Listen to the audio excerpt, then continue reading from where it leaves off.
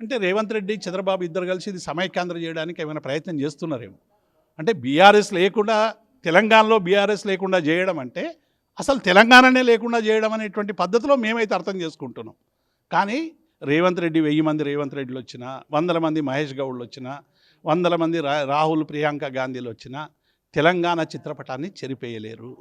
తెలంగాణ ప్రజల నుండి బీఆర్ఎస్ను విడదీయలేరు. ఎన్నికల్లో గెలుపు ఓటములు అనేటువంటి సహజం. మేము 10 ఏళ్ళు పరిపాలన చేసినాం, మా పరిపాలన కంటే మిన్నగా పరిపాలన చేస్తామని మీకు అధికారం ఇచ్చారు.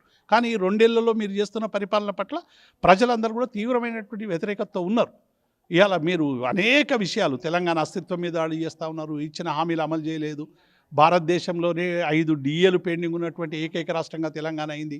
రిటైర్ అయినటువంటి ఉద్యోగులు 26 మంది రకరకాలుగా ఆత్మహత్యలతో పాటు గుండెపోటుతో మరణించారు. 60 మంది గురుకుల విద్యార్థులు మరణించారు. ఇవన్నీ కూడా ఈ 2 ఏళ్ల పాలనలో ఒక పీడన తప్ప ప్రజలకు మీరు సరైనటువంటి పరిపాలన అందించలేదని కదా. కాబట్టి కాంగ్రెస్ పార్టీ ఇప్పటికి కూడా ఒకసారి గత చరిత్రను వాళ్ళు చూసుకోవాలి. 69లో 369 మంది చనిపోయినా కూడా ఇవ్వనటువంటి ద్రోహపూరితమైనటువంటి పార్టీ కాంగ్రెస్.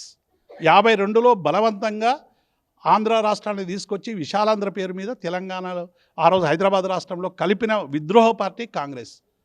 అట్లాగే కేసీఆర్ అమరనిరాహార దీక్ష చేసిన తర్వాత కూడా డిసెంబర్ 9 ప్రకటన వచ్చిన తర్వాత కూడా ఆ ప్రకటనని వెనక్కి తీసుకోవడానికి రకరకాల ఇబ్బందులు పెట్టినటువంటి విద్రోహ పార్టీ కాంగ్రెస్ పార్టీ. కాబట్టి కాంగ్రెస్ పార్టీ తెలంగాణ ప్రజల కళ్ళల్లో ఎప్పుడూ ఎనిమే.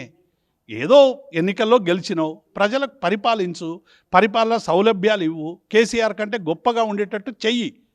మేము 2500 ఇస్తానని హామీ ఇచ్చినాం, మహిళలకు పెన్షన్ లేదు. ఇవన్నీ మొదలు పరిష్కరించు. 6 గ్యారంటీలు అది.